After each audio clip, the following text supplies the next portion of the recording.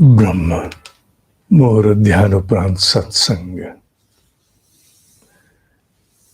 अनुशासन अनुपालन भाग 2।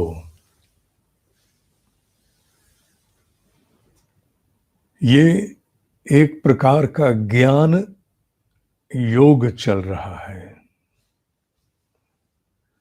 ज्ञान की सूक्ष्मता को समझना आवश्यक है, अनिवार्य है। अनुशासन का पालन ना होने से साधक में जो एक पीड़ा उत्पन्न होती है, एक वेदना उत्पन्न होती है, उस अंतर वेदना के स्वरूप की पहचान होना आवश्यक है। अंतर वेदना के स्वरूप की पहचान एक सूक्ष्म प्रक्रिया है। थोड़ा सा मनन, थोड़ा सा चिंतन आवश्यक है। केवल मुझे इस बात की पीड़ा है कि मैं अपनी साधना के अनुशासन का पालन नहीं कर रहा, नहीं कर रही। इतना भर कहने से परिवर्तन हो भी जाए तो स्थिर नहीं होगा। ये बुद्धि ब्रह्म ऋषियों ने ईश्वरीय अवतरण का स्रोत बताई है। धियो यो नः प्रचोदयात्, मनः प्रचोदयात् नहीं, चित्त प्रचोदयात् नहीं, अहंकार प्रचोदयात् नहीं, धियो यो नः, बुद्धि। ये बुद्धि ही वो सेतु है जो ईश्वरीय प्रकाश की सामर्थ्य को पहचान पाने में हमें सबल बनाती है। और वो तभी संभव है जब हम अपने भीतर होने वाली घटनाक्रम को बड़ी सूक्ष्मता से अनुभव करके गहराई में जाने। बैक्टीरिया और वायरस इत्यादि पूरी श्रेणी है। इन्हें सूक्ष्मता के द्वारा, सूक्ष्म अध्ययन से ही तो जाना जाता है, मोटे रूप से नहीं जाना जाता। और फिर जब जानते हैं तो उनकी क्षमता का पता लगता है, कितनी बड़ी क्षमता है उनकी। पूरे विश्व को हिला दें, पूरे विश्व के अर्थशास्त्र को हिला दें। अतः हमें भी अपने भीतर चलने वाली, उठने वाली इस अंतर्वेदना को, जो अनुशासन का पालन ना होने के कारण होती है, उसकी सूक्ष्म पहचान करना आवश्यक है। अनुशासन पूरा ना होने से मन में एक पीड़ाएं उठती हैं। मैं इतना भी नहीं कर पाया, मैं इतना भी नहीं कर पाई, मुझसे इतना भी नहीं हो पाता। मुझे बहुत बुरा लगता है, मेरा मन बहुत खराब होता है।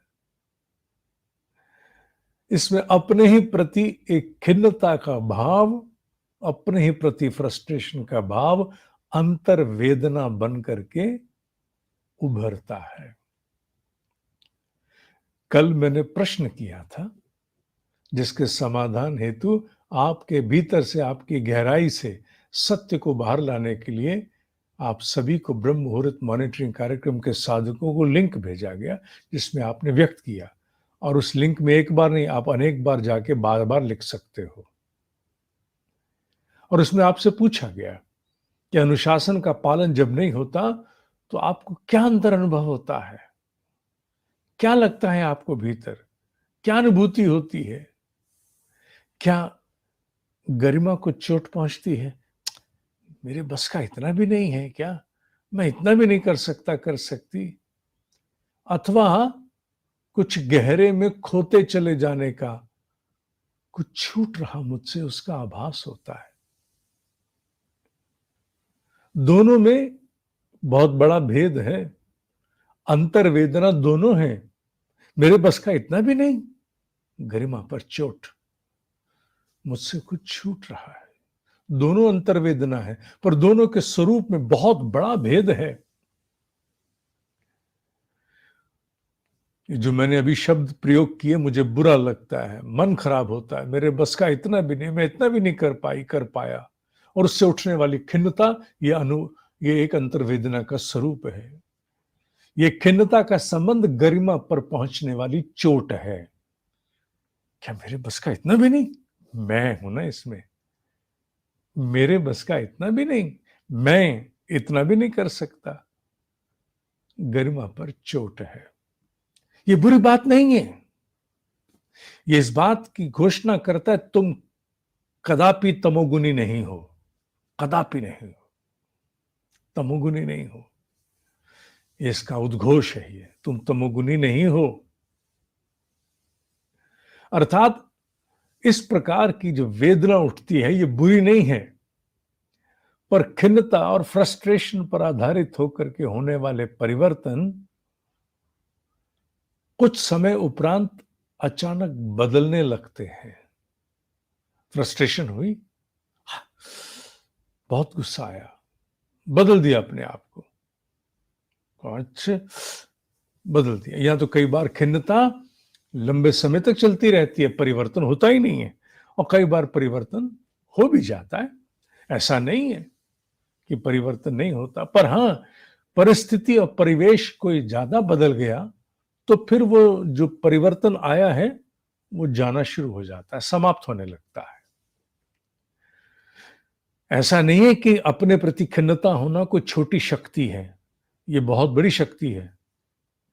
विश्व में बड़े बड़े परिवर्तन महान व्यक्तियों ने इसी वेदना से उत्पन्न किए हैं कि मैं इतना भी नहीं कर पाया, मुझसे इतना भी नहीं हो पाया। और उन्होंने अपने आप को चुनौती दे के विश्व में बड़ी बड़ी महान उपलब्धियां प्राप्त की हैं, इसमें कोई संदेह नहीं है, मैं इस बात को मानता हूं। पर यह भी साथ में स्मरण करना पड़ेगा कि अनेकों बार सामान्य जन में ये खिन्नता से होने वाले परिवर्तन स्थायी नहीं होते। उस समय तो एक उन्माद उठता है जो सब कुछ बदल डालने को आतुर है, और कुछ ही समय के उपरांत जब स्थितियां बदलती हैं, उन्माद का कोई दूसरा कारण मिल जाता है, तो फिर से पुनः स्थिति वैसी सी हो जाती जैसी सी पहले थी, और फिर से प्रतीक्षा होती है अगली बार की एक नई खिन्नता के, उस उन्माद के जन्म लेने की। फिर से वो खिन्नता बहुत उन्माद लाएगी, फिर से मन गुस्से में आएगा, फिर से परिवर्तन होगा, वो परिवर्तन हो जाता है। इसमें कोई संदेह नहीं है, अगर आप संदेह करो इसमें। पर इस प्रकार की संकल्प शक्ति के जागरण से स्थिरता नहीं रहती है, स्थिरता नहीं रहती है। मैंने कहा तुलसीदास सभी नहीं हो सकते, तुलसीदास सभी नहीं हो सकते कि पत्नी के शब्दों से गरिमा पर पड़ी चोट और उसके बाद वो हो गया जो शिव संकल्प था। सब नहीं हो सकते, तुलसीदास बिरले होते हैं। बहुत बड़ी पूर्व की संस्कारों के संचय की यात्रा होती है।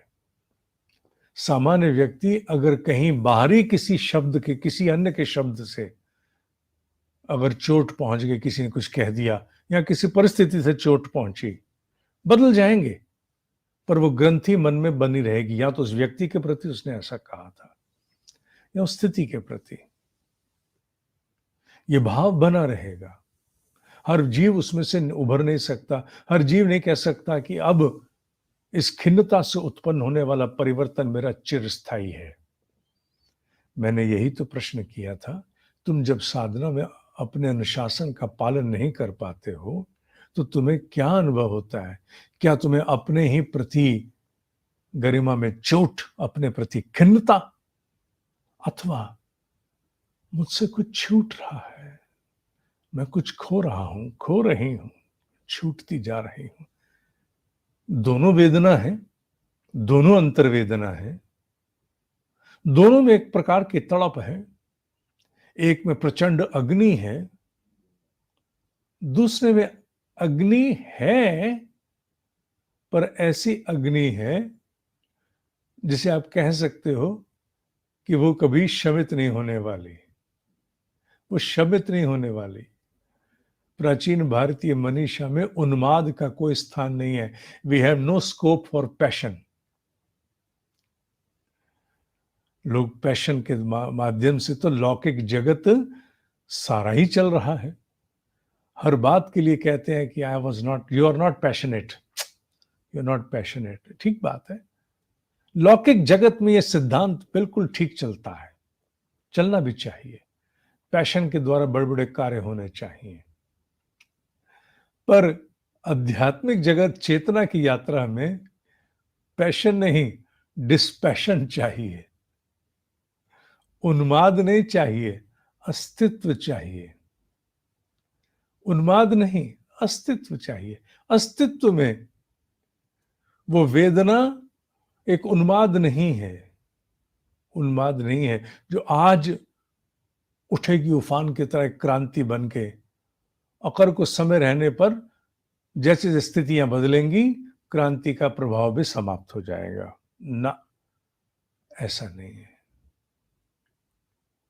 इस प्रकार के होने वाले परिवर्तन जो ज्ञान के योग से उत्पन्न होते हैं, ज्ञान के योग से, अर्थात भीतर के बोध से, बड़ी सोच के साथ जब युग्म हो जाता है, बड़ी सोच, महाचेतना की सोच, उसे योग कहते हैं। ज्ञान के योग से उत्पन्न होने वाली अंतर्वेदना कभी जा नहीं सकती, वो फिर भगत सिंह हो जाती है। भगत सिंह उन्माद नहीं बनाता कभी उन्माद के बस का भगत सिंह का निर्माण नहीं है, क्योंकि उसके लिए ना कोई हार ना कोई जीत। उसके लिए ना हार है ना जीत है, उसे कहा तो अस्तित्व है कि मुझे यही करना है। वो आज बहुत उफान लेके उठेगा और कल को परिस्थिति बदली तो फिर डूब जाएगा, नहीं। उसका तो अस्तित्व है। उसे ना कोई ज्वार ना कोई भाटा, ज्वार भाटे उसे प्रभावित नहीं करते, हजार आओ जाओ, उसका अस्तित्व है। वो नहीं कभी भी इससे प्रभावित होगा। मैंने क्षेत्र अलग चुना, पर चुना वो जो अध्यात्म चुना है। वो आध्यात्मिक जीव के बस का ही होता है। उच्च कोटि के ब्रह्म ऋषि आत्मा ही इस प्रकार के जीवों के रूप में जन्म ले सकती हैं। हर कोई जन्म ले सकता है भगत सिंह की तरह? ये ब्रह्म ऋषि हैं बाबू, ब्रह्म ऋषि हैं जिनमें उन्माद का कोई स्थान नहीं है। उनका अस्तित्व है। वो अध्यात्म में जिसका अस्तित्व हो जाती है, उसकी अंतर्वेदना, उसके लिए कुछ होता है। अभी भी तुम मेरी बातों से प्रभावित होकर के अपने भाव व्यक्त करने में कभी रंगे मत जाना। वो करना जो तुम अंदर हो। ईमानदारी से अगर परिवर्तन चाहते हो, सार्थक परिवर्तन अपने भीतर चाहते हो, तो वो लिखना उस लिंक पर जो तुम वास्तविकता में अभी अनुभव करते हो। वो मत लिखना जो मैं अभी समझा रहा हूं, अन्यथा तुम्हारे आपे में परिवर्तन नहीं ला जाएगा। तुम ओढ़ा हुआ स्वरूप मेरे शब्दों का पहन लोगे। ओढ़े हुए स्वरूप निभते नहीं बाबू, निभते नहीं है। इसलिए मैं बहुत पहले पढ़ाया करता था, कैमरा क्रिएटेड लीडर, पॉपुलर लीडर या पावरफुल लीडर। कैमरा पॉपुलर लीडर बना सकता है। इधर से फोटो खींच, उधर से फोटो खींच, 50 आदमियों में दिख जाओ, 1000 आदमियों में दिख जाओ, पावरफुल दिख जाओ, पॉपुलर दिख जाओ, पॉपुलैरिटी हो जाए। पर जरूरी नहीं वो पावरफुल भी हो। जिस दिन कैमरा बंद होगा उसका भी अस्तित्व खत्म हो जाएगा। इसलिए ओढ़ना मत, जो तुम हो वो लिखना वहां, वही मनन करना, वही मनन करना। अपने भीतर के सत्य को मत बदलना। अभी सत्य को हमने प्रत्यावर्तित करना है, अभी ओढ़ना नहीं है। तो वो लिखना जो तुम आज हो। ये यात्रा अब धीरे धीरे इसी प्रकार और आगे चलेगी।